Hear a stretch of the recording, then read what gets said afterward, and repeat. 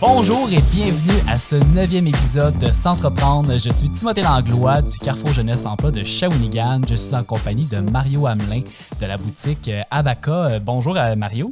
Bonjour, enchanté. Merci beaucoup d'avoir accepté mon invitation de venir participer et partager ton expérience. Donc Mario, parle-moi un peu de ton parcours entrepreneurial. Qu'est-ce qui t'a amené jusqu'à cette table-ci?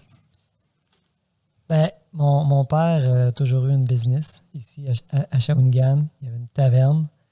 Puis, je trouvais que ça avait l'air le fun. Tu sais. Oui, il y a des avantages, mais quand même. Tu sais. Puis, de fil en aiguille, j'ai fait mon bac en commerce, en économie, en me lançant un peu là-dedans, sachant pas trop quoi faire. Quand il y a eu le temps de vendre sa business, j'avais 18 ans, je voulais pas embarquer là-dedans. Puis, j'ai toujours aimé le linge. À un moment donné, j'avais des t-shirts que j'adorais, mais que j'aimais pas mettre. Je savais pas pourquoi. Puis là, j'ai découvert que c'était en synthétique, puis que je me sentais pas bien dedans. Je puais. En tout cas, puis ça a commencé comme ça. Après ça, j'ai fait, durant mon bac, j'ai fait un voyage en Asie. Puis là, je me faisais faire des chemises là-bas. Mais genre, tu sais, ça peut être ça. Je suis revenu. Là, je connaissais déjà le chanvre. J'ai découvert le tissu de chanvre. De fil en aiguille, là, j'ai suivi un cours de couture pour pouvoir commencer ça. Je me suis dit, OK, je ne ferai pas de couture parce que c'est vraiment tough. Je vais faire tout le reste. En ayant un bac en administration, je savais un peu quoi. Fait que taillage, tout ça. Puis 21 ans plus tard, là, on est à cette table. C'est assez impressionnant. Ce que j'aime de ton histoire, c'est que ça part d'un besoin que tu as identifié pour toi-même. Mm-hmm. J'imagine que tu t'es dit, je ne devrais pas être le seul à avoir un peu, à pas aimer les vêtements de mauvaise qualité. Exact. Mais je pense que c'est la meilleure façon qu'on est capable d'allier une force, un intérêt qu'on avait déjà avec un besoin. Ben oui, faire ce qu'on aime, là, c'était comme... J'aime le... Ben, tu sais, qui aime pas le linge, là? Souvent, les femmes aiment plus le linge, mais tu sais, il y avait un marché pour ça aussi, tu sais, quand tu pars en affaires. Les hommes aussi ont besoin de s'habiller quand même. Quand même, oui, c'est ça. Puis aujourd'hui, ton entreprise, ça fait combien de temps que vous avez parti ça? En 2002. OK. Je suis revenu des Philippines. J'ai parti ça là-bas, Abaka, avec un K, veut dire chanvre de manille. Au début, quand je suis arrivé, je me suis dit, OK, je fais des choses en chanvre. Puis là, présentement, on a 8-10 employés, des sous-traitants aussi. Puis c'est de la vente en ligne, la vente en boutique de Shawinigan.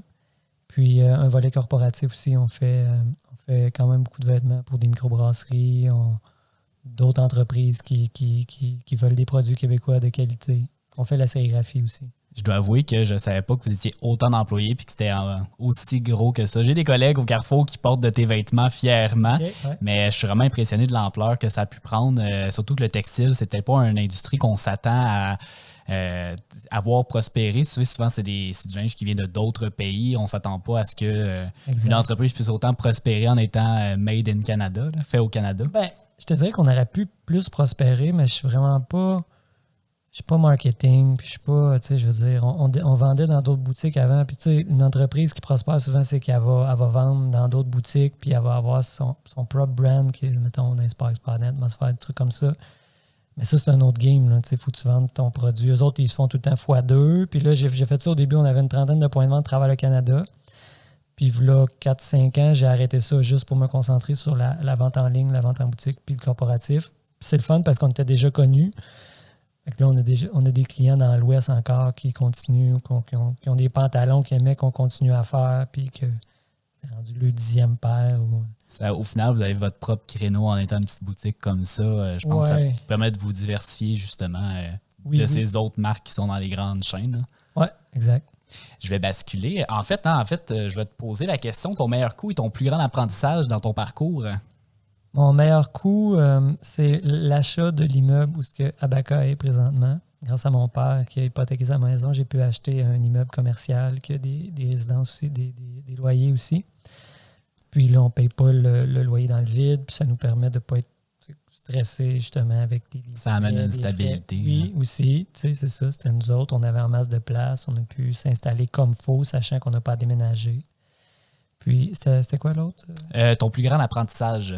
Mon plus grand apprentissage, c'est au fil du temps, c'est de pas trop investir dans le même tissu ou faire un trop gros inventaire. Ou se diversifier au final. Là.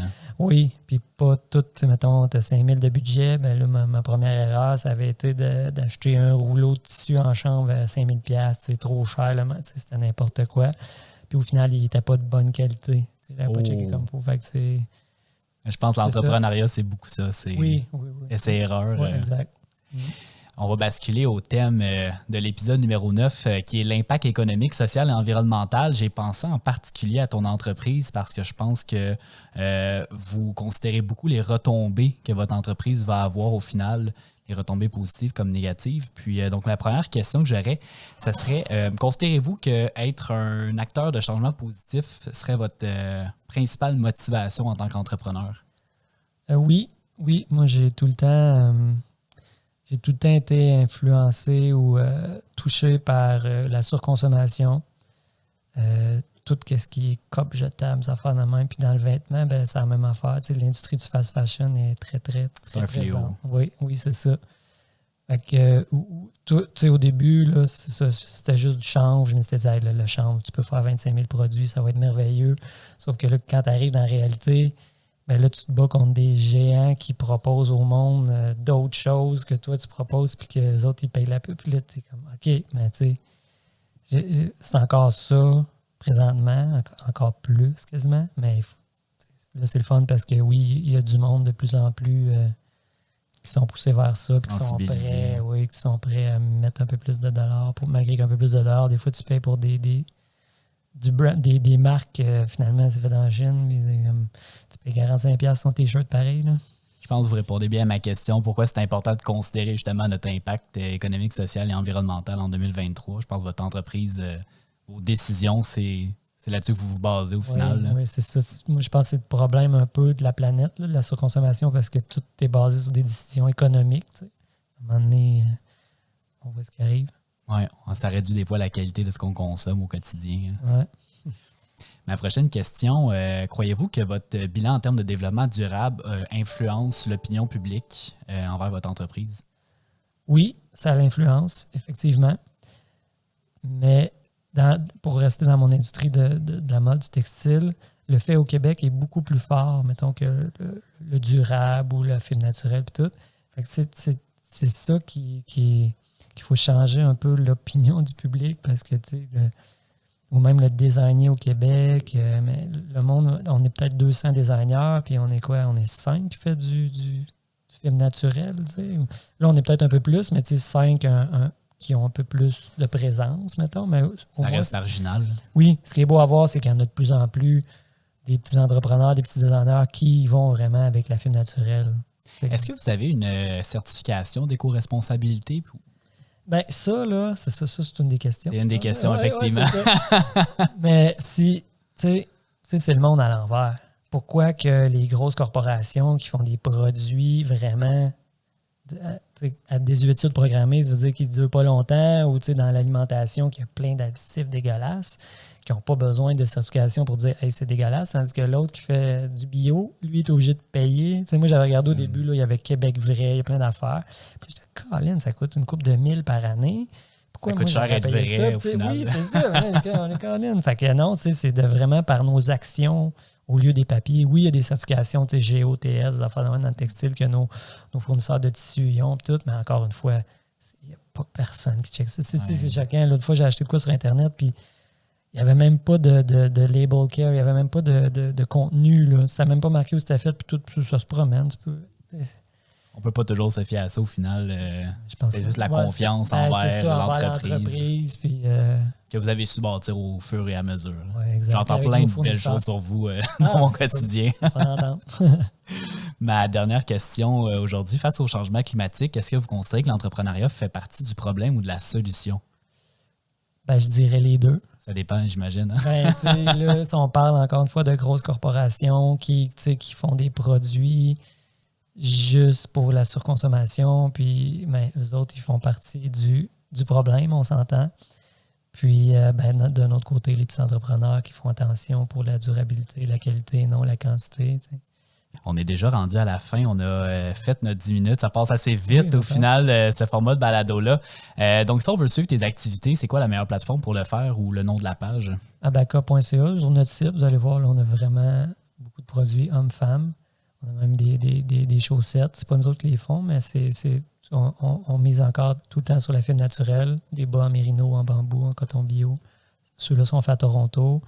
Puis, sinon, notre Facebook, notre Instagram, on n'est pas super actifs. Là, on n'est pas pro-marketing. Là, on se concentre vraiment sur faire le produit de qualité. La mission première, c'est on a vraiment un bon taux de récurrence. 50% de taux de récurrence, ça veut dire que la clientèle revient beaucoup. Ça donne envie d'essayer. Ben, c'est ça. Fait que on se concentre d'offrir un excellent service à notre clientèle existante. Moi-même, je me dois d'aller vous voir pour m'acheter des nouveaux chandails. Mais merci beaucoup d'avoir accepté mon invitation. Ça fait plaisir. Merci à tous d'avoir écouté notre podcast. Donc, c'était Timothée Langlois en direct de S'entreprendre. Et on se souhaite à la prochaine fois.